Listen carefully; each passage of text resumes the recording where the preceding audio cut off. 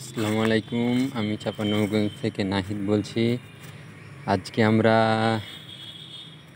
হিমসাগরের পাশাপাশি ন্যাংড়া ভাঙলাম 2 ভ্যান।